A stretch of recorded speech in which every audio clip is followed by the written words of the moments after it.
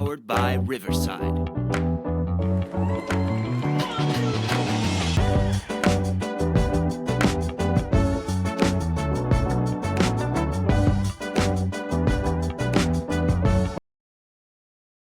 Hey, what's good, y'all? Welcome to our second episode of 3 in the Key. Welcome back for those of you that supported video 1. Here we are again, ready to get back at it. I'm Jay. I'm the one that prefers Christmas basketball over Thanksgiving football. Ooh. I'm Grant, and I truly believe the Lakers ruined Russell Westbrook's career. I'm Kaim, and I'm beginning to regret not giving the 76ers any love in the East.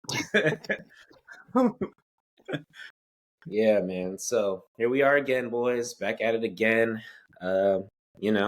Thanksgiving's coming up. A lot's happened. Or around 15 games in the league per team. So let's talk about this Harden trade and how much it's changed the landscape of things. So with the Sixers, they're looking great. The Sixers are looking great. We were like hating on the Sixers bad, or at least I was. I'll admit that. I'm a man. I'll admit that I was hating on the Sixers, but right now they're sitting at 10-3, second in the league. They're looking good. The Clippers, they won one game since they got James Harden, but maybe that one game is what they need to finally figure it out. So hopefully we'll see. I'll be honest. I've watched the Sixers for now 5 years. I remember being a freshman at Howard University, watching them lose to the Celtics every single year in the playoffs in the second round. And I watch the Sixers now, and I think James Harden was the problem. Tyrese Maxey is now dropping 30, 8 assists, looking like point guard. Joel Embiid's playing well. I think the team actually looks good. They look like the best they've ever looked, I'll be honest, since in that 5-year span. Well-oiled machine. Yeah. And I'm a true blue Clippers fan, and it's very disheartening to watch them fall apart with such great talent. Bro, I was just a Clippers fan and a Lakers fan. Like the biggest contradiction we ever seen. Yeah, what on earth? This man might as well like the Red Sox and the Yankees. San Diego Clippers, LA Lakers. I respect it. Yeah.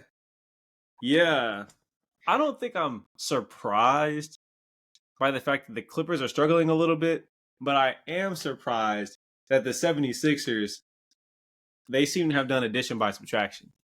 You get rid of James Harden, you get rid of All-Star. James Harden led the league in assists last year. Like, he was a big part of getting Joel Embiid that first MVP. And to ship him off and to have somebody like Tyrese Maxey just step up, I mean, I don't think it could have gone any better for them. Because first, they didn't pay James Harden the money. That's why James Harden was mad. He wanted a long-term max. They got out of that. Then the consequences of that should have been you have to deal with the unhappy James Harden. He's going to make the team sad. Or you have to give him away for nothing. They gave him away for nothing. They got a few picks and things like that we can look at in a second. But, I mean, on the court, realistically, I mean, Batum's giving him a couple of minutes a night. But everybody just slotted up, and they're still second in the East. I think, Tyrese Maxey hit his superstar X factor. His XP was crazy over the offseason. And so I guess it's just his time. It's his time. Yeah, I mean, I think right now for the Sixers, it's still early in the season, so numbers are eventually going to go down. Like, that's just how it goes in the league. Like, they're about 15 games in. Like, the season wears you down and stuff like that. But, like, if we look at, like, Tyrese Maxey, Tobias Harris, and Embiid, they're all shooting above, like, 52% or something crazy. Some, like, crazy stat, and that's, like, their big three. That's where most of their points are coming from. Yeah. Like, I mean, I would hope they could keep it up, but, like, as we know, only players that really shoot above like that consistently are, like, Jokic, Giannis. Everybody else, usually everybody eventually, like, takes a dip, so we'll see how long they can keep it up. As for the Clippers, I always have faith in Kawhi Leonard. Like, his teams are usually no nonsense, and now he has a teammate like James Harden, and I just feel like they disrespected him by doing that. I don't think Kawhi asked for that. I think the Clippers are gonna have to get it together because Kawhi Leonard doesn't play that, bro. He's not for the system. Bro, my issue with the Clippers is you have Kawhi and PG. you've got Westbrook, who honestly I think fit. He can handle He the fit. ball, he can handle the rock, Yeah, he fit. dish to Kawhi, dish to PG. And now you have James Harden, who essentially does the same thing as Westbrook, maybe shoots a little bit better, Yeah. but doesn't give you that edge on the defensive end. What is wrong with James Harden? Like, why is he making teams worse? Yeah. Because he seems to be a good enough player. But I think with the Clippers specifically, all right, so now they have Westbrook, Harden, Kawhi, PG. And the thing about Harden's mood is up and down. The thing about Russ, and I respect Russ, he's a respectable hard worker. But when things start to get bad, like when the media is on him, his mood can start to go up and down. And I think we saw them play together with the Rockets, bro. After Chris Paul left the Rockets, and they had a good squad. Like, they were fine. They got crushed in the second round, the bubble year, when the Lakers won the championship. And at a certain point, though, they both need the ball. And without the ball, you're kind of nerfing them. So if Russ has the ball, which is probably what you should do if you're going to play them all four, then Harden standing in the corner, and, you know, we've seen Ty Lue since the LeBron James days. Ty Lue's a great coach, everybody says, but, you know, the offense is kind of going to be, you know, let the offensive superstar be an offensive superstar. Mm-hmm. You know, he had LeBron, Kyrie, Kevin Love won the championship. Now he's going to have to do it again. But at the end of the day, they just have two starting point guards. And they have two starting point guards. It's too easy to guard them because Russ's man is not going to guard him. Like, Harden has the ball, Russ's man is not going to guard him. So now that makes everything a little bit more difficult. But I do think they won't be this bad. They will not be this bad all season. And if they can stay healthy, I still think they could be a dangerous second to third round team. But I do think the championship window, even though they have four superstars, is clipped. It's clipped. My thing is, do you want to turn James Harden into like a catch and shoot player? At that point, you're negating all of his strength. Yeah. They're not gonna do that because you know what he said when he came there? He said, "I'm not a system player. I am the system." I'm the system. He's not he's not willing to change. He's not willing to buy in. That boy flexed. And I couldn't believe it. Like, bro, this was part of the problem with the last couple of teams. And I thought he had passed that part of his career. Mm-hmm. When he went to the Nets and you had Kyrie and KD, he started being more of a facilitator. And I thought he was comfortable with that. He did the same thing, went to Philly. I'm thinking he's comfortable with this. To come to a team that has Kawhi and PG and say, I'm the system, bruh. But how are you going to say I'm the system and then lose 6 straight? Come on. Ruin the system. It's a joke. Ruin the system. He came in, busted up the system. I'm about to pull up some... Actually, let me pull up these trade details so we can kind of talk about who won this trade. They said it was the first 6-game losing streak Kawhi's ever had. Ever in his career. I didn't. High school, college, NBA. Yeah. So this was the trade per Woj. And the funny part is, when I initially saw this trade, like when I first saw it, before we saw any games, I'm thinking the 76ers got fleeced. I'm looking at it like, yo, the 76ers gave up James Harden and PJ Tucker for Batum? Like, yo, this makes no sense. Marcus Morris, Robert Covington, KJ Martin, these are, you know, bench guys. But they also got all these picks.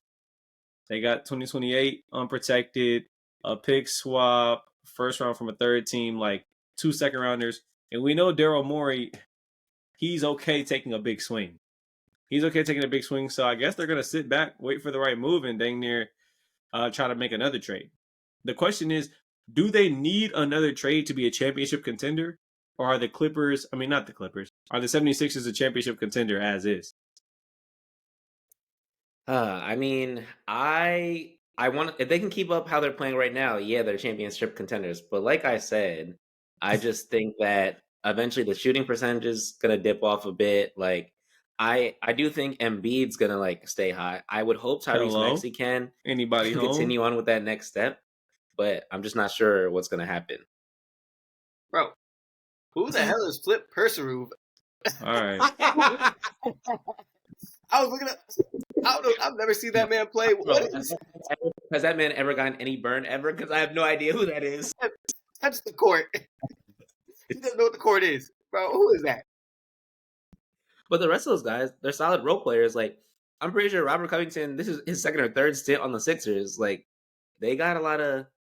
I think the Sixers got a lot of 3-and-D guys back, and I do think that's what's helping them. Like their defense, they got rid of James Harden, who was holding them down on. Like he's not known for his defense. They got a bunch of 3-and-D players back.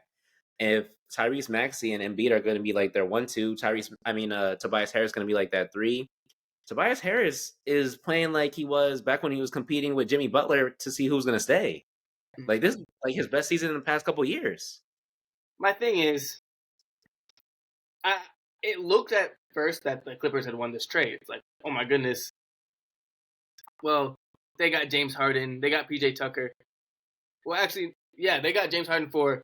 Wait a second. That man said no way. Wait a second. They gave up this much? Yes, I mean, bro, they gave up 4 bench guys. And I mean, Robert Covington is a good role player. Well, it's like they're not scrubs. These are Marcus all Morris is good good. role players. Like I know there's that one line about Batum. Why he in Plays the the fourth quarter? Fourth quarter, you got Batum in. Yeah, like, I know that's a thing, but he's a solid role player. Like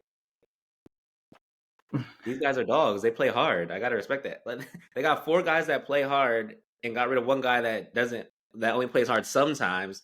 And they did get rid of PJ Tucker, but I feel like PJ Tucker and like a Robert Covington, Marcus Morris are pretty equivalent. Like one of them is equivalent to a PJ Tucker. Hey, man, I respect Philip J. Tucker.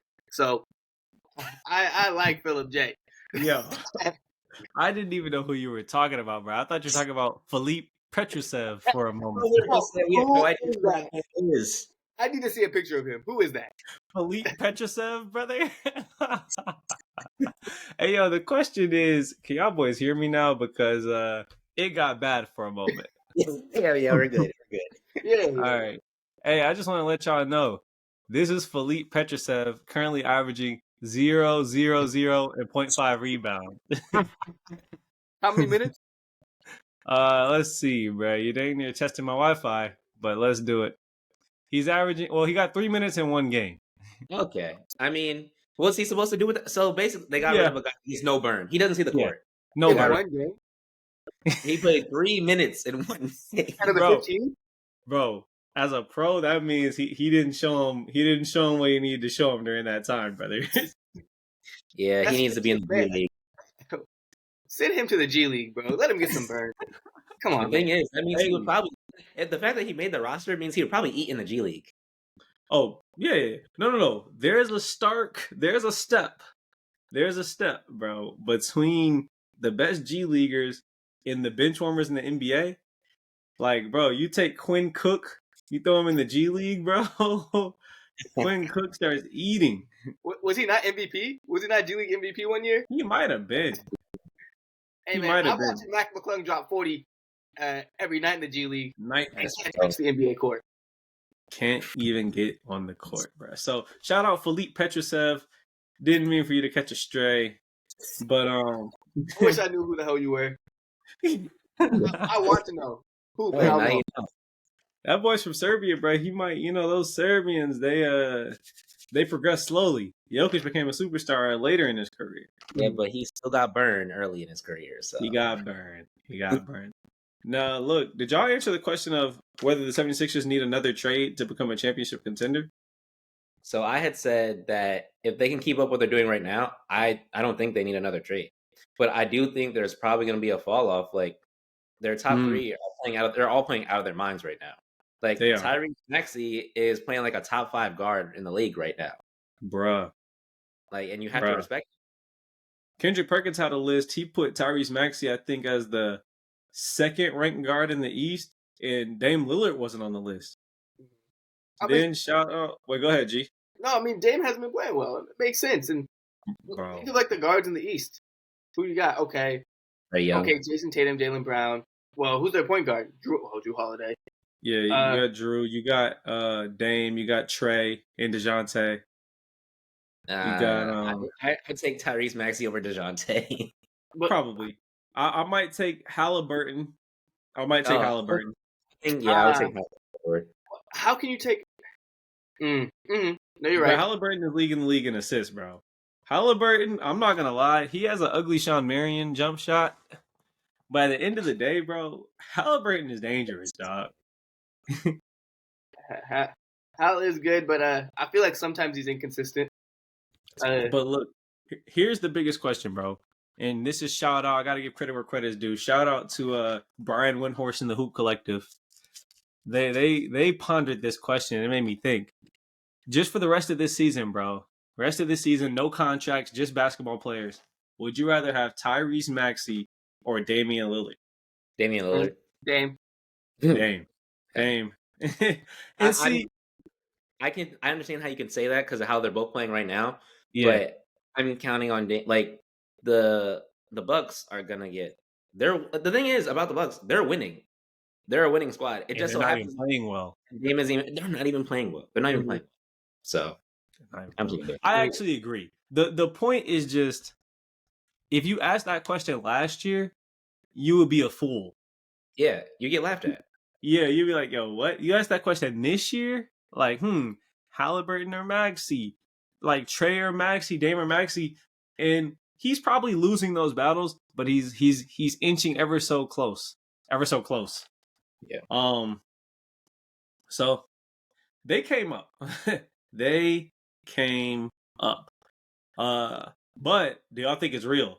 Do y'all think it's real? And what I mean is not these exact same numbers, but do you think they could be the 2 seed all year and that going into the playoffs, they can sustain this level of excellence? Hey, man, my takes have already been hot garbage this year, so I don't even know if I can answer that question. But I think they'll be a top 3 team in the East.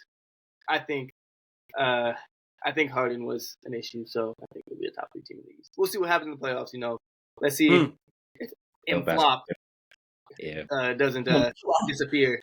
I will say, to be honest, Embiid has been playing well, but a lot of his game depends on him getting to the free throw line.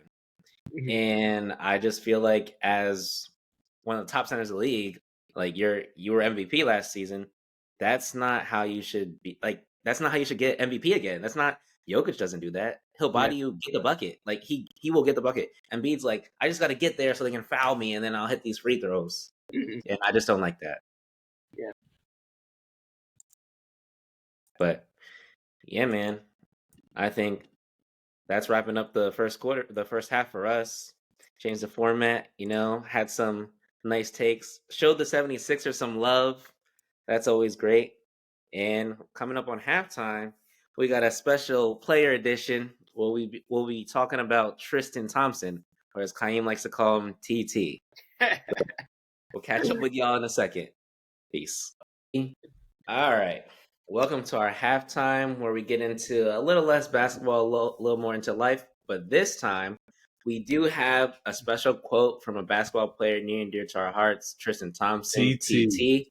And this was from an episode of Keeping Up with the Kardashians, where Tristan Thompson is talking to Kourtney Kardashian, and he says, "When I cheat, I feel disgusting the next day."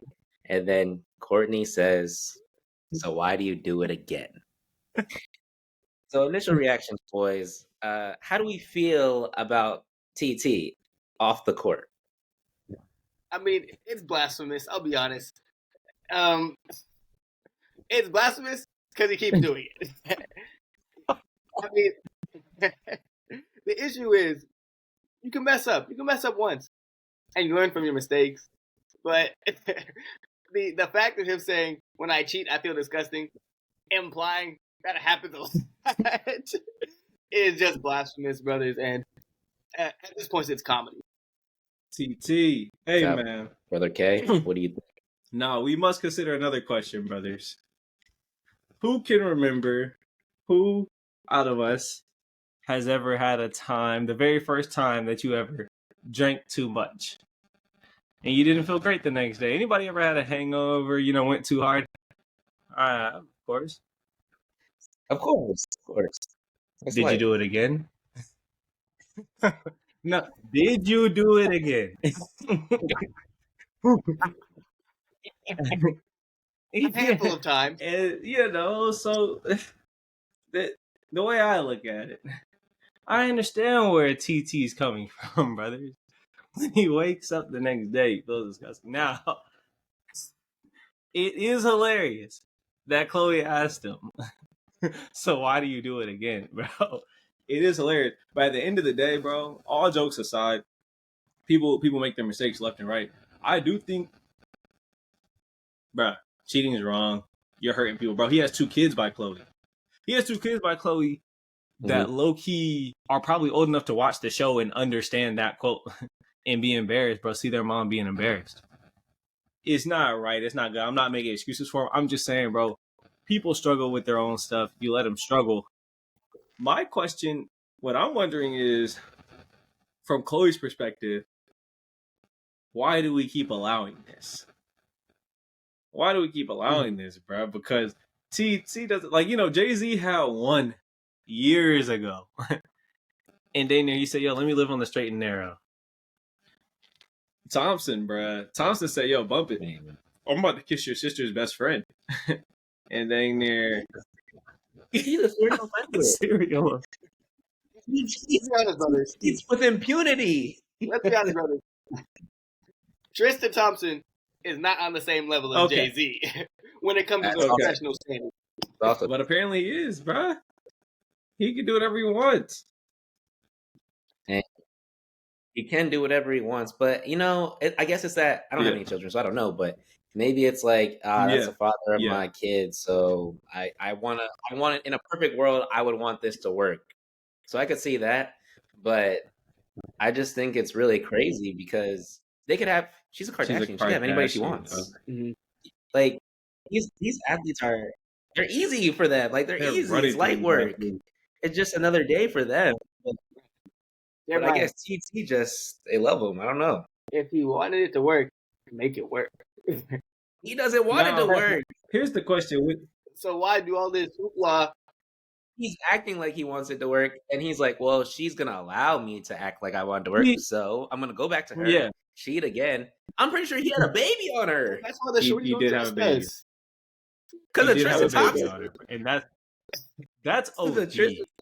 Like, bro, but there's living proof of your cheating. And it's going to be hard, bro. As much as they want that relationship to work, we never know what happens behind closed doors. Maybe rich people think different. But I feel like that would be too hard to overcome, dog. You had a kid. At a certain point, that's a lifetime of reminder. And you have to be very mature because as the person who was cheated on, a mom or a dad, if you're cheated on, you don't want to take it out on the kid necessarily. But it's going to be very difficult. So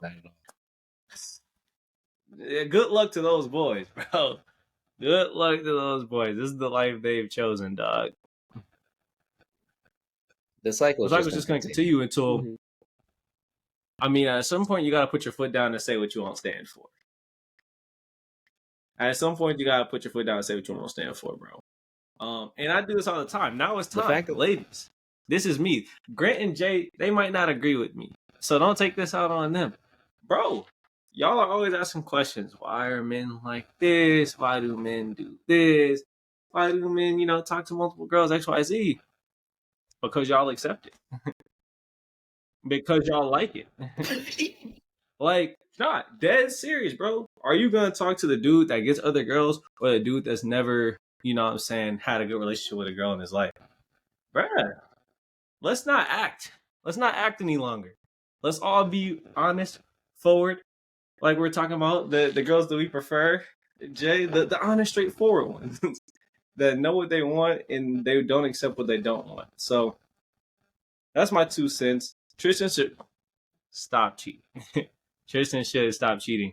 And cheating is wrong.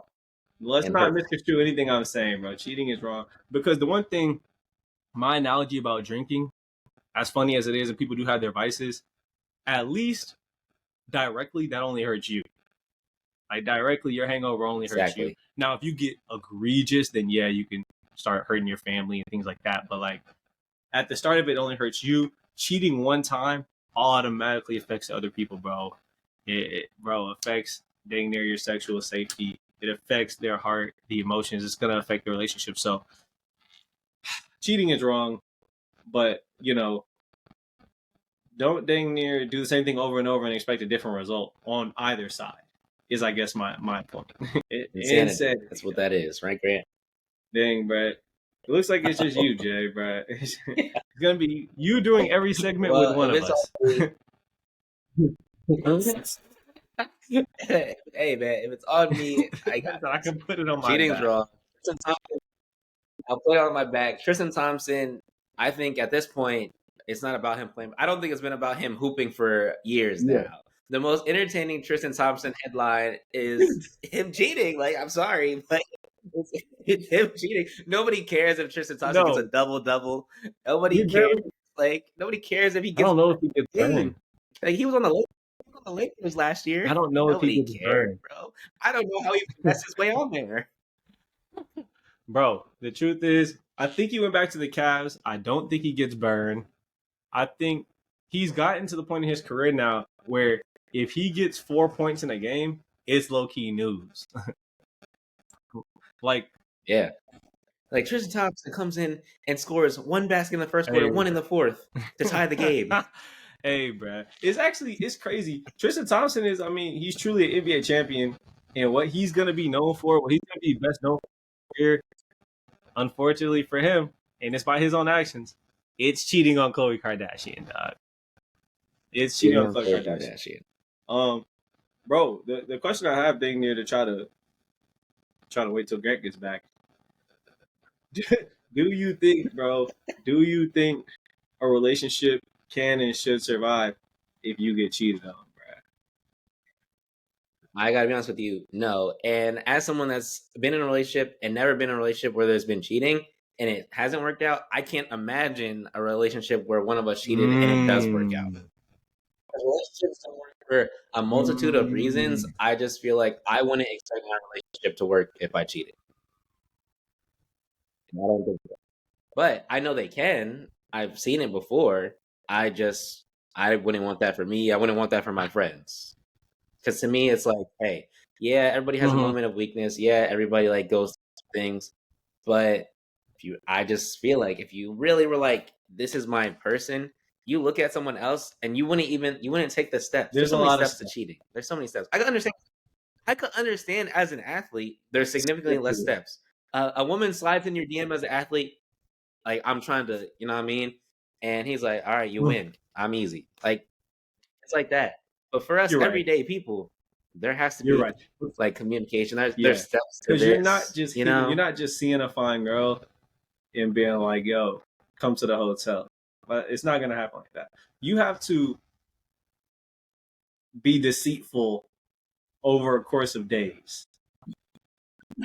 You have to be deceitful. Yeah, you have to be deceitful for a while. As someone who has been in a relationship where there has been cheating, you have to understand that, bro. Trust in a relationship is just as important as love.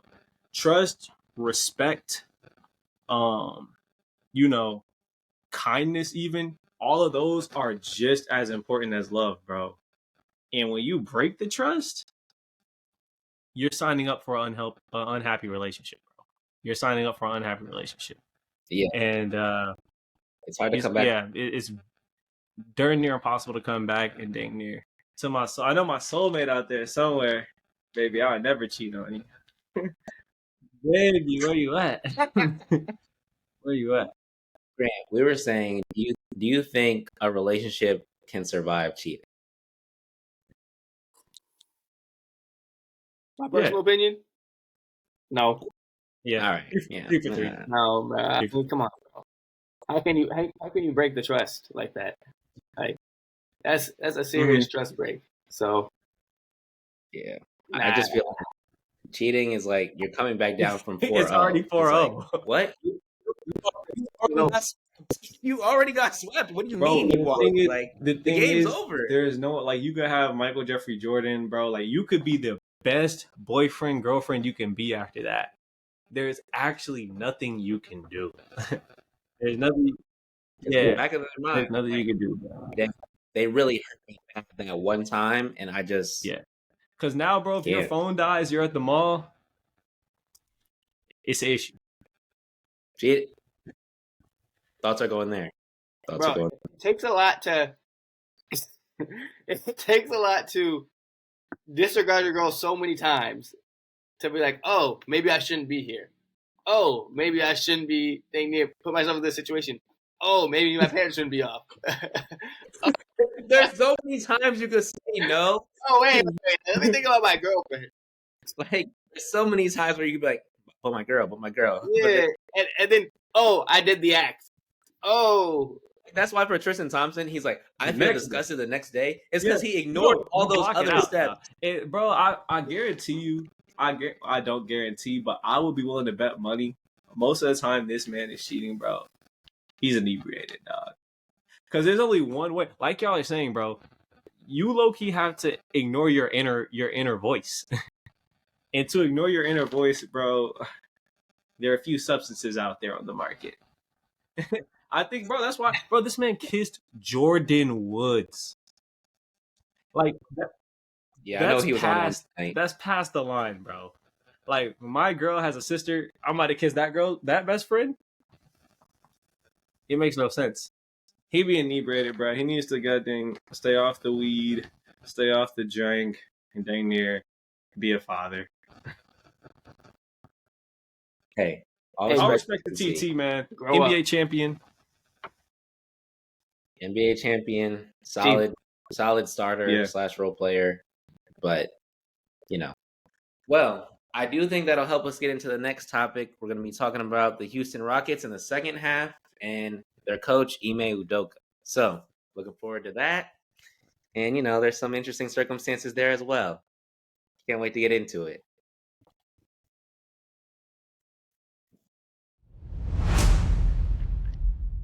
Welcome back, y'all. We're in the second half, and here we're going to be talking about the Houston Rockets and how well they've done and what Ime Udoka has done with the team. So I just want to say that I personally don't think he should have got fired from the Celtics. For those of you who may not know, Ime got released by the Celtics because he had some misconduct with a coworker of his, which included cheating on his longtime girlfriend of the time, Nia Long. And then the Rockets picked him up with their young core, and they're rolling. They're doing better than anybody expected, I think. What do you think, Kaim? Brother, before we even go into that, this man hates me. He cheated with the owner's wife. That is an important point. Listen, bro. I didn't think he didn't know that. He deserved to be fired. Bro, he was fired for way less than that. He was probably still the best man for the job. But I there's a certain level of petty that's acceptable. And if you take my wife, bro, and defile her, and I own the workplace, you can't work there, bro. I'm sorry. You literally can't work here, bro. That's the minimum punishment. Hey man. Listen. He wasn't a culture fit, bro. Let's just say that. Bro, he was running through the Boston Celtics, dog. He wasn't. But look, let's get to the basketball, bro. We already had halftime. These guys are trying. My bad. No, but the most surprising thing about the Rockets is that they have guys that I think I look at as just straight scorers. I look at Jalen Green as a scorer. I look at Van Vliet as a scorer who they picked up. I look at even Şengün. I wasn't very familiar with his repertoire, but I look at him as a guy that can score the rock in the post. This year, the Rockets are locking up on defense, and that's how they're winning games. Their offense actually isn't elite. it's almost entirely their defense. And a big part of that, like we're saying, is I'm a Mr. Steal Your Girl Udoka, bro. This man should dang near be in the running for Coach of the Year. Because to take a team, Mr. Steal Your Girl, the Rockets are a playoff team right now. They're the 7th seed. And it looks sustainable. Like, they're winning these games, and it doesn't seem like, oh, they're shooting out of the world. Like, the things they're doing look sustainable. They beat the Nuggets. They beat the Lakers. LeBron had to go 2015 mode just to get by them yesterday. So the Rockets look good. I think a lot of it does have to do with their coaching, and also Şengün being a bigger part of the offense.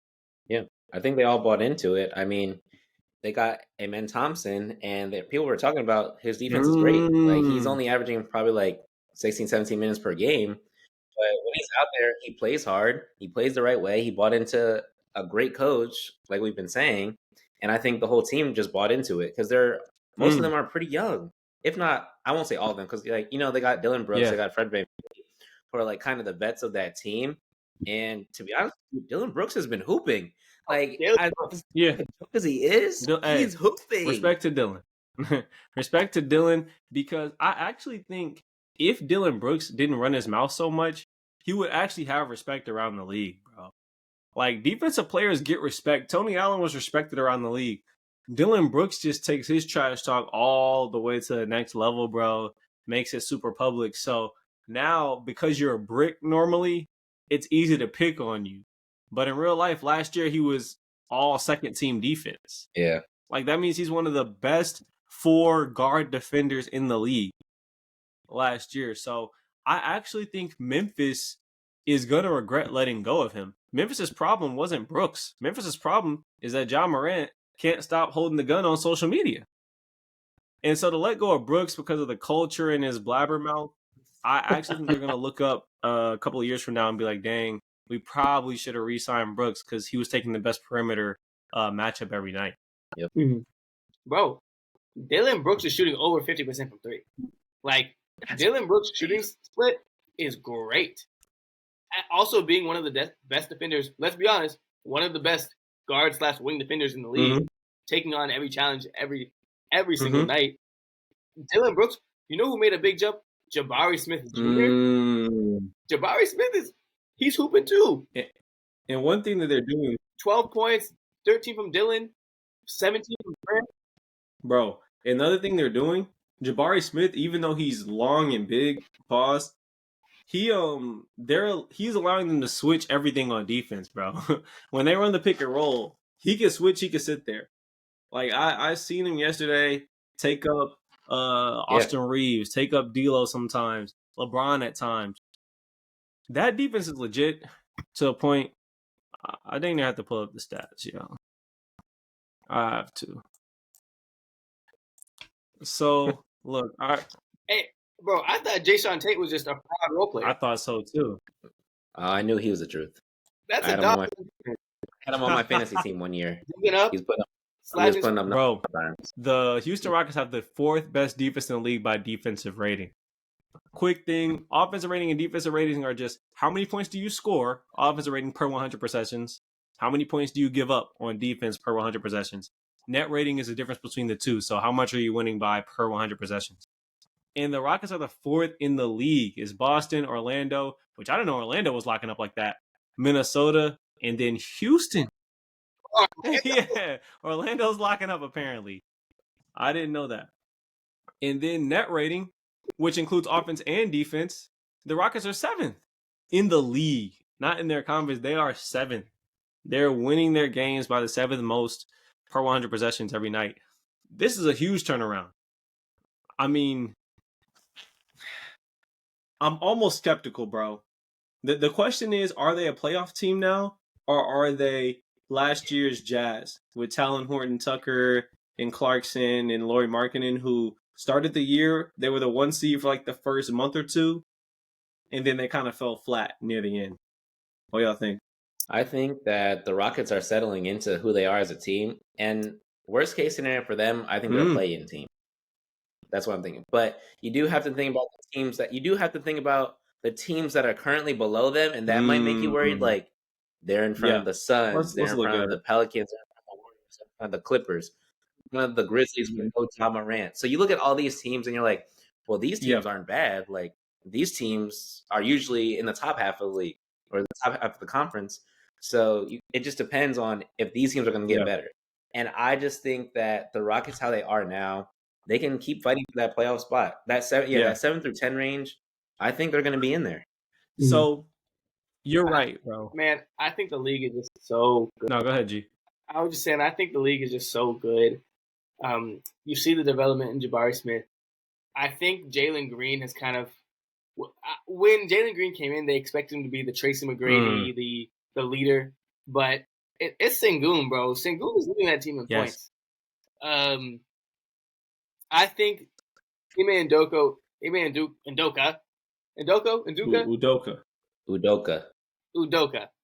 has really kind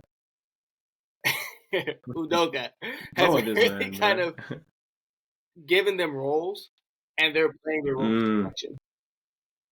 They're playing their role. The only problem is they can't win on the road. And that's the showing of it. That's the easiest way to show a team's young. All 4 on the road. They can't. What does that mean? Probably going out, dang near, probably having a great time in LA night before the game. I'm just kidding. I have no idea. Hey, we're in a new city. Probably going out in DC, Chocolate City. Dang near, inviting the work back to the hotel. Look, bro, hey man, if they can't beat the Wizards, bro, they should be able to beat the Wizards. And that maybe it's that team culture because you know who their coach is. Udoka's in Houston, bro. Obviously, he's a man's man, bro. That's probably why they listen to him. They're like, dang, coach said lock up on defense. Boy, there's some sickos. All right, you see what he's on? Oh. Yeah, bro. They probably do respect him to the max. But I do think Sengun, to that point, Sengun's leading the team in points and rebounds. And he's second in assists after Van Vliet. So they're really starting to run a lot of the offense through Sengun. They're going to Sengun in the clutch, which is surprising to me. They're going to the post. Even with Van Vliet and Jalen Green, great shooters out, they're trusting them. And honestly, I think it's going to pay dividends. Houston, they have a real center. So my thing about them is, though, I think they might have gotten good a bit too soon in their development for what they would even prefer. Because, for example, OKC, we just had the standings up. OKC is second in the West right now. Who knows if that'll continue? But they're a legitimate good team now. The Rockets are now, if they're fighting for that play-in spot, like you said, Jay, which I agree, they're going to be good enough to where their pick won't be amazing, but they're going to be bad enough that it's going to be hard to win a championship unless their young players turn into those guys. If somebody has that Tyrese Maxey XP boost, all bets are off. But for now, I think while it obviously says the coach is doing a great job, the GM might be behind closed doors, kind of punching the air like, dang, I was expecting another top 5 pick. I mean, do you guys think Sengun is going to be an all-star? Is he their guy? Is that what we're looking at here? Or do we think it's the system? He's been there for a while. What is it about him? Is he their guy? Because I don't know if I would trust that as my one. And if I want to win a championship. He's not right now. At this moment, right now, he's not. Yeah. Okay. But you saw Jokic took 5, 6, 7 years to kind of turn into that guy, and now Jokic is putting up historic numbers. And Sengun is it's baby Jokic. But you know the league baby Jokic. Say that again. What'd you say, bro? I feel like the league moves on fast these days. I feel like the league moves on fast these days because we look at the Rockets. They got all these young players. It's like, okay, is the guy gonna are these guys gonna grow and stay together, or are they just like looking for that one that's gonna come in and like do it big immediately? Because if that's what the GM or if that's what the leadership is looking for, then they're probably punching the air like, yo, we want another pick. Like these guys are good, but none of them are gonna be like R1. But who's the next generational prospect? Hey man, I think they gotta lock in on Jalen Green personally. Nah, But he's Jalen not Green a can't one, play bro. defense. That man's a chucker. neither can Trae Young, and he's their one. Yeah. You're calling him Yeah, Michael Porter Jr.? he's Michael Porter Jr. with a green light, bro. Okay. He's Michael Porter Jr. if Jokic and Murray disappeared. Like, he's good, he's talented, but bro, this man is chucking. Like, I would not want to be his teammate, dog. This man's gonna chuck. And they got Van Vliet, who's a chucker, and Dylan Brooks, who is usually a chucker, but he actually has had better shot selection this year. They're leaving him open. So it's like, okay, I have to take it. Knocking it down, bro. But also, he is knocking it down. We have to also talk about that Fred VanVleet is shooting under 40%. And I'm pretty sure Jalen Green's not shooting a good percentage either. He's shooting under 40. Yeah. I'm pretty sure he's not either. Fred VanVleet will turn into a facilitator. Yes, but I don't think he will. That's the thing. I think they were like, oh, in free agency, we got to get somebody. They got Fred VanVleet and Dylan Brooks. And Dylan Brooks, he's worth that contract. Fred VanVleet, I don't think he's worth it right now. They maxed him, bro. That's not a good sign. Yeah. So he should be the one, in theory. The problem with maxing a guy who's not max worthy is it's kind of like when the Lakers had Westbrook. The problem isn't necessarily Westbrook because he can come off the bench. The problem is he's making $44 million. So there's no way to add the requisite talent around him. It's going to be very hard with Van Vliet there at that contract to win at the highest level. Hey, man. We'll see. We shall. Rockets look formidable. I'm not saying championship squad, but the Rockets. I underestimated the Rockets. I underestimated the Magic. I underestimated the Timberwolves. And those are hard teams to beat right now. Can't be beat. They are. Teams are putting their all in to beat the Rockets. Teams don't want to see them right now. Go James did put up a smooth 37 on them boys yesterday. Y'all saw Goat James, man. It's a good game. But yeah, the Rockets are formidable. I thought we were going to go an episode without LeBron. I guess not. Bro, we're LeBron propaganda, bro. LeBron propaganda. We're LeBron propaganda. We have to. Rockets, my dad, being 1 point. Damn. Let in on these boys. Mm-hmm. Well, I think that brings us to the end of the second half, boys. Any final thoughts on the Rockets? Hey, I think they'll be playing. Well, I just want to thank everyone. No, I said they'll be playing, bro. Rockets will be playing. Playing, Grant? I don't disagree. I think it's a playing squad. They need the trials and tribulations of a young playing team. They do. I agree with that. So I want to thank everybody for tuning in to our second episode. Make sure you like and subscribe. We're on all platforms. We're inclusive. We're on Spotify. We're on YouTube. Apple Podcasts coming soon. Riverside. Shout out to Riverside. Shout out Riverside. Hey.